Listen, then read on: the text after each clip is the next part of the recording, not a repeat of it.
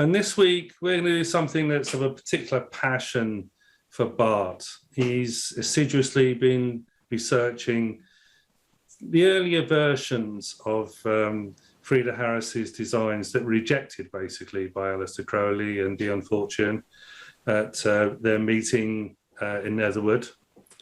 And a lot of these pictures come up in auction, which is kind of how we know about them. And I was very lucky to go to an exhibition of the Aleister Crowley exhibition in April 18th, 1988, where Frieda Harris's designs were there, including some of the sketches she had. It's an interesting thing with these designs because, you know, clearly Frieda Harris was trying to reinterpret what Aleister Crowley was trying to get at. He started with the Golden Dawn descriptions, basically, and there's a problem with doing 10 rayed fingers and things like this. And Frieda Harris took him in a different sort of direction on all of these things. And of course, we have the famous Frieda Harris letters, or rather her letters to Crowley, where the mundane is mixed in, you know, problems with getting materials and all sorts of stuff, to the bombings and everything else, and her work on designing the cards. So that's the kind of background to things. And basically, you know, here is, you know, the Book of Thoth. And the thing about this book is that it basically appeared, there aren't different versions of this. This is what we have. But Crowley was writing about the Book of Thoth ever since he joined the Golden Dawn. Pretty much all of his writings mention the tarot in some form. So this is like a digest of Aleister Crowley's writings on the tarot. So Bart, are you ready? Oh, yes, I am. Good evening. Good evening. Now, what shall we begin with? That there is a sketch. You'll just have to add the images, Paul. There is a sketch of adjustment, which was still justice at the time. So Crowley made the sketch for Frieda Harris, how he wanted adjustment to look. Justice. It's still, and on that sketch is still written justice, I believe. Yes. And so Frieda Harris found this design a bit boring, you know, a bit conformistic. So she decided to make her take on adjustment, where she made the first version of adjustment. It's a lot straighter, with a lot more straight lines than the ones we know. It's and it's got, Crowley was not happy about it. In the letters you can see his comments about that, her first design, you know, where she was trying to go a bit special, away from the Golden Dawn designs. And he's not really, he's not gentle with her. and then eventually, then she made another version, which is a lot closer to adjustment as we know it. And yeah, so we have all these drawings available. I have found these.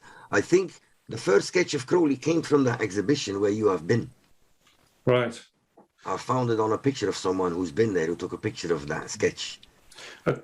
It'd be really interesting if a timeline could be generated from all of these images. I've been thinking about that myself. Which cards she did first? Yeah, and I don't think there is a particular record of that, is there? Because they didn't date she didn't date the designs because they're just works in progress, weren't they? They weren't intended to be published. Well, but a lot of material still remained unpublished. So there might be records of that, but they are still somewhere, probably in the archives of the Warburg Institute. And normally, I do believe if you want to see them, you can ask that, and you can view everything. Yes, you can. Yes, I mean, I probably could take my book along, and you know, we have, you know, most museums you have a right to see their archived things. So it'd be an interesting thing to do sometime. I think also I know someone in the group, Tarot Goldenhill, and he's also regularly in London, so he visited the Warburg Institute, and they let him see the paintings. Yeah. They're all stored in boxes. Yeah, yes, I know someone else who's also goes to see them on a regular basis because they've I think they sort of stabilised the pictures, didn't they? The OTO sort of spent quite a bit of money on it. And the latest version of the Book of Thoth now comes with the Warburg copyright thing. So there's a kind of a stitch up going there at somehow level. I know. I think the other thing we need to say about Frieda Harris is that she was a brilliant draftswoman because she was a co-mason. And she used to do the storyboard, what are they called? Not storyboards, the designs for showing people how the rituals the Masonic work. And she's a really talented draftswoman at doing these things as well. So she had a Freemasonry background to start with. But clearly she's also so she's having to incorporate Crowley's ideas, the Golden Dawn, and come up with something else of her own as well. And of course, we know that she included projective synthetic geometry. Yes. And she actually studied with Olive Witcher just by London Zoo.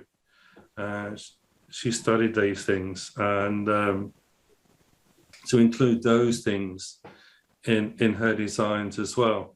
So, I mean, you can see, from the sketches that she's done, and we're going to show some of these ones, is that, it looks like the best, they did the best designs for the tarot deck. You can see why the other ones were rejected for whatever reason as well. When you go through the pictures I sent you, the very first one shows a sequence of, I think it's Frieda Harris trying to explain how she makes a pentagram, and then she applies synthetic projective geometry on it. Yes. The pentagram one, yes. Yes, exactly. That's a good example on how she worked with synthetic projective geometry. Yes. Now, I am in the school where I am. There's an engineer in math, and then the teacher is also a whiz kid in math. He's a young lad, but he's a genius. And I've asked them to try to explain to me what is synthetic projective geometry.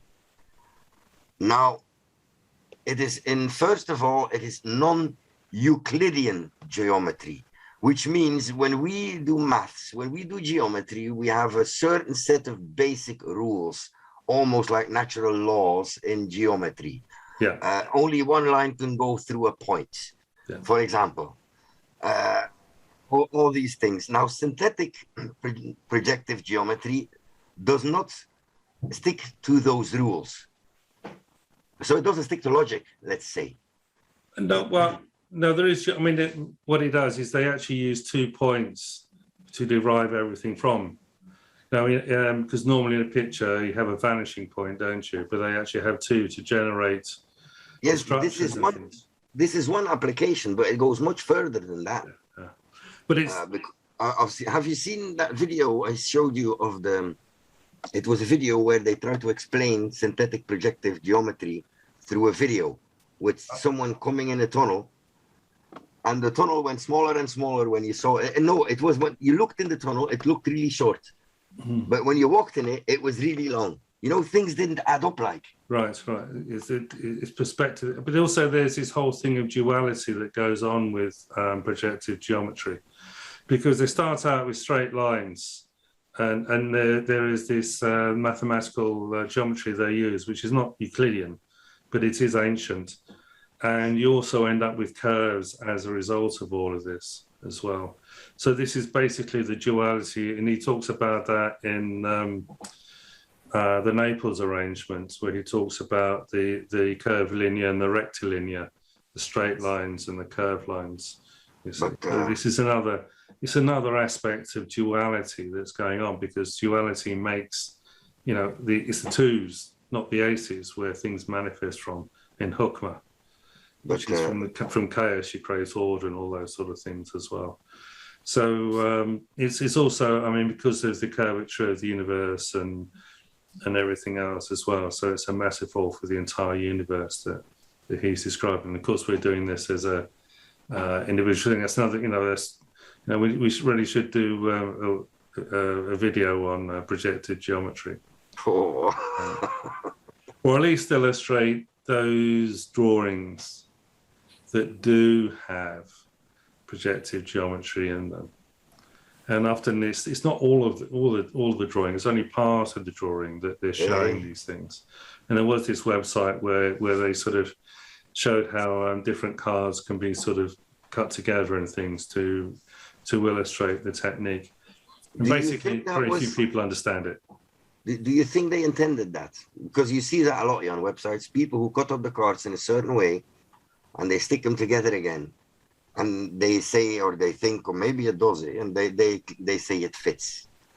Yeah, but I mean, she might just be doing classical levels of proportion in things as well. What do you think, because Graham? As well, in the Marseille, for example, every part of the card has a meaning. So you have to divide your card in 8 pieces, and what is in which part of the card is significant.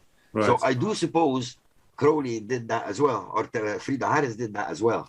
Well, there are a lot of levels of symmetry in these cards anyway, usually about the vertical axis.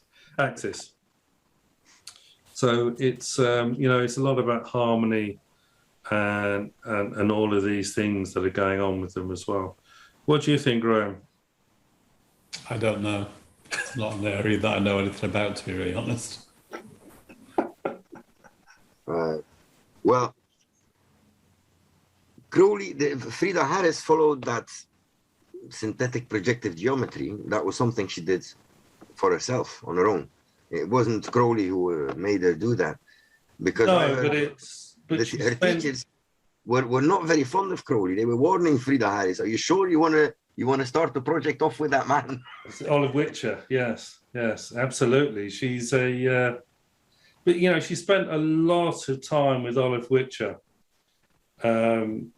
Going through this stuff, it's a serious amount of geometry she had to learn in a practical way to actually do these designs and incorporate in them. And clearly, at some point, Crowley decided, it's a great thing to do, because they sort of appear, don't they? I mean, it's like one of the Ace of Wands. That he has the flames coming out of it, holding a hand. And things. So they got rid of the hand. You'll see that on most tarot games, Golden Dawn, the Rider Waite, they Marseille, they all show a hand holding the wand. Well, the thing is the word for hand is Yod in Hebrew, and Yod is the 10th letter, and every Hebrew letter is created from Yods. Mm-hmm. So everything's about Yod, and it's the Hermit card and Virgo as well. So in the calligraphy of the Hebrew alphabet, Yod is the starting point. The point on the top of the Yod as well. So it all starts with Yod anyway. So to have the angelic hand with these rays coming out of it, which is how the Golden Gaunt described it, and you try drawing a picture of all of these ones with all these rays coming out, it just totally would dominate the design of things.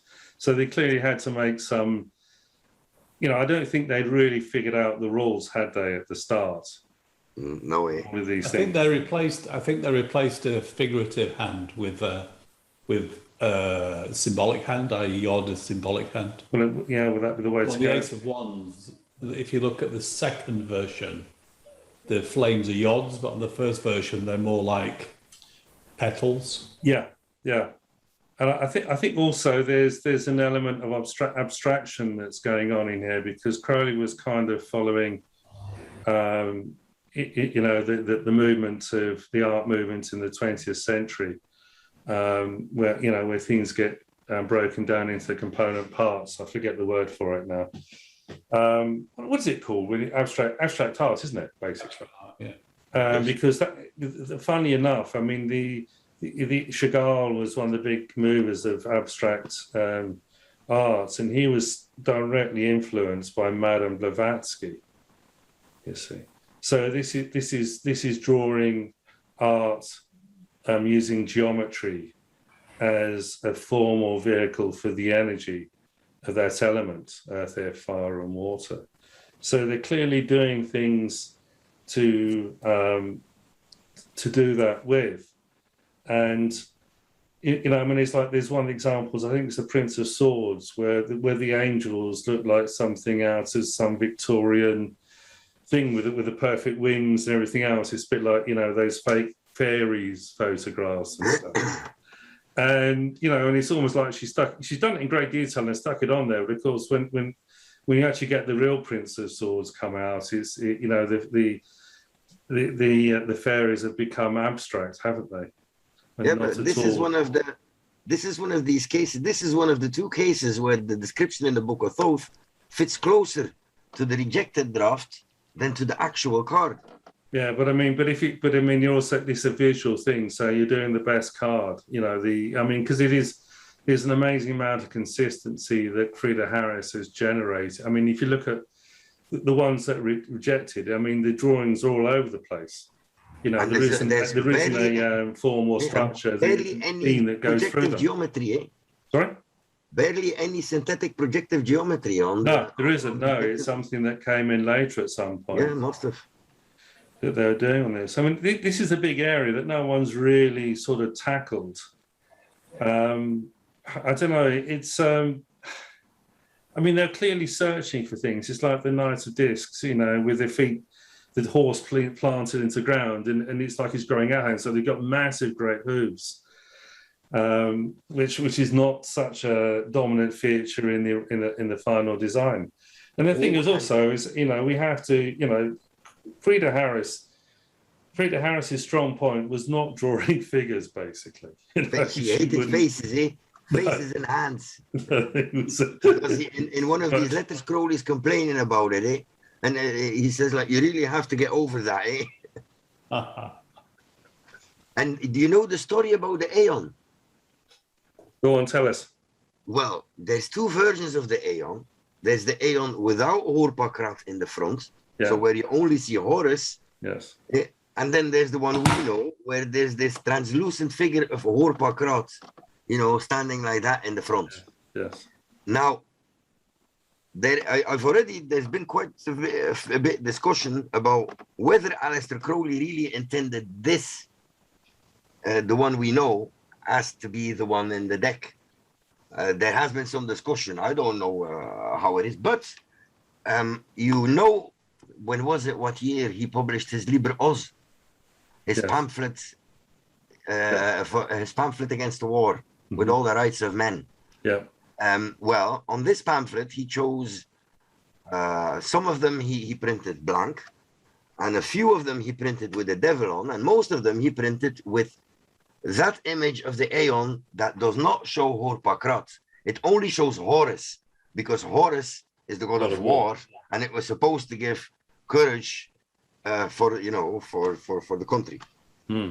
Liber OZ was actually full of magic. Everything that's a pamphlet that's concentrated with magic, that would be a good topic. Liber OZ. That's another one we can do, can't we? I think there's also this thing, I mean, in the Aeon card, in the writings about the Aeon, he says there should be the Stellia revealing on there, which clearly there isn't. And of course, she has redrawn it, eh? Yeah, and I'm not, I mean, the thing is, it's... Lon Duquette put in his Tarot Ceremony of Magic has the Stellia revealing on it, but I'm not sure that it's. I mean, it's. Check it out. There we go. Yeah, there we are. That's the thing. I printed this myself on wood. Yeah. Yeah. That would be too much to do. But I think also one of the interesting things is with the Magus cards, you know, because we have 5 or 6, normally 7, 3, 4, 5, 6, 7, 7 different versions of the Magus. Don't forget card. The ones that were included in the deck of 86, eh? Yeah, well, that comes to more like 10 than anything else. And I think, you know, if you actually sit down and analyze Crowley's commentary on the Book of Thoth, on the Magus card, you'll probably find that, you know, I don't think you can put everything that's on, you write about the Magus card into a design. And poor old Frieda's had to sort of try and put all of these things. You know what's interesting? Trying to look in the order. It's interesting when you try to put them in the right order in which you think they were made. Yeah. And You can see the design's getting closer and closer to the Magus as we know it. well, I think there's one which is more of a purpley colour, isn't it, than the blue, Yes. and which is probably the closest to the original thing. But he's got 4 arms basically by his side, isn't he? Yeah. And he's, you know, and there's all those symbols that go on there. And So- there's that paper sketch by Crowley as well. Or is Yeah. it by Frieda? Because it says, I have placed. You can read. I think that's one of the sketches at the exhibition where you were. I can't remember that far back. It was a very long time ago. And I Yeah, just like, 88. wow, isn't that amazing? I found this Aleister Crowley exhibition going on. And this is 1998. So Yeah, you didn't have cameras in your cell phones yet, did you? well, I did take a photo and I got told off. So, Yeah. you know, I think there's the other interesting one on these things, isn't it? Is the famous Harpo Marx kind of thing that comes out with all of these things. It's very popular. Eh? Yeah, I mean, the thing is, you know, if you know your Marx Brothers films, Harpo Marx famously never spoke in the movies. So in that sense, he is a good foil for And putting on there. playing in slapstick comedies. I mean, you can't get a better fool than that. No, you can't. But I mean, you know, this is, you know, that would be putting a Hollywood reference on there, and I'm not quite sure that with a, you know, Britain at that time would, yeah, they love the American sort of films and stuff. But I mean, he's not but going to do a Hollywood thing, is it? Crowley wanted to make his tarot timeless. Yes. I mean, you've pointed out to me there is no reference to the war whatsoever in that tarot. None of them. I think he wanted to make it timeless. And it would have been a easy thing to do, to reference what was going on at that time. Yes. But I mean, you know, Dion Fortune, who was there, who was involved in choosing the final 78 cards. I mean, you know, if you read her, the Magical Battle of Britain that was read about her, you know, as far as she was concerned, the war was won on the inner planes in 1942. And, you know, and it was just a matter of time before things worked out, in 1945 for the victory. So, you know, as far as the magicians were concerned at the time, the war had already been won. So he wouldn't necessarily have needed to kind of include those things anyway, would he?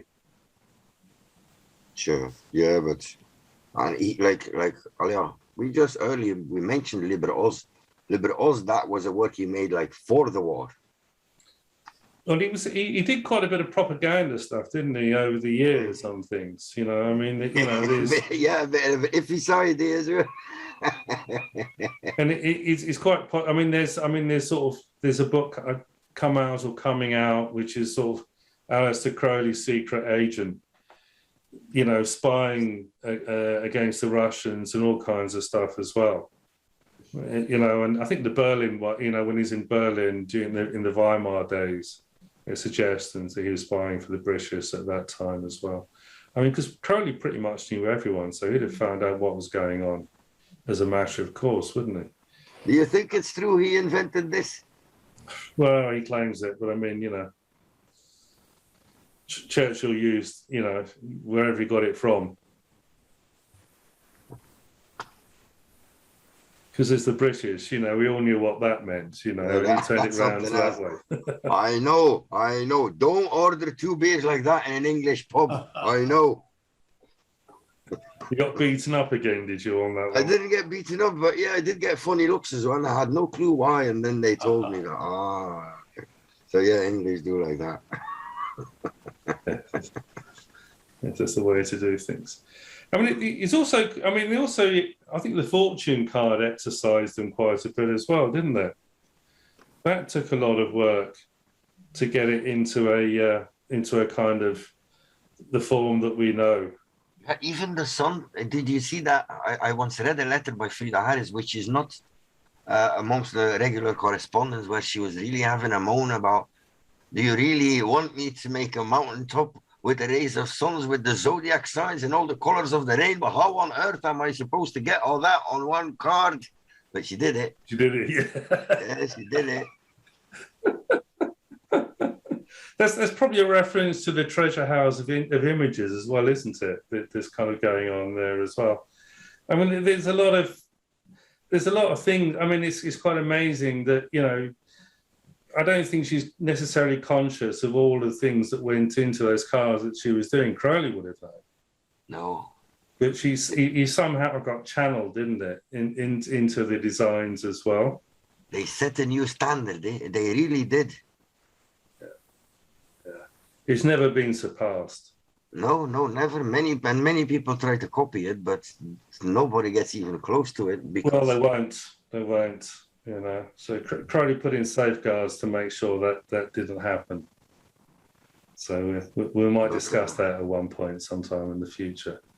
I mentioned it earlier, and I said, no, I've forgotten all my research. We'll have to go through it all to kind of put it together again. You know, we haven't really got to the bottom of what it is about these cards yet, and it's you know, I mean, one of the interesting things would be to actually, you know, to see a complete portfolio of Crowley's and Frieda Harris's rejected drawings wherever they are. Yeah, it would, eh? And to have a kind of timeline, even sort of, you know, which card did they start with? But we don't, you know, you can inference some of these things because there's the classic one about Frieda Harris says about the Ten of Swords, I finished the Ten of Swords and promptly Russia takes up arms. And also she talks about the dead energy and things with the Eight of Cups or something like, or Seven of Cups, doesn't she? Yes. You know, she's really feeling those kind of energies. I mean, how much was Crowley invoking the Goetic spirits in particular for the minor arcana? And all, I mean, there's reading something that there's this about the sigils that were implanted into the cards, and that might have been done astrally for the Liber 231 sigils, or there's actually within them as well.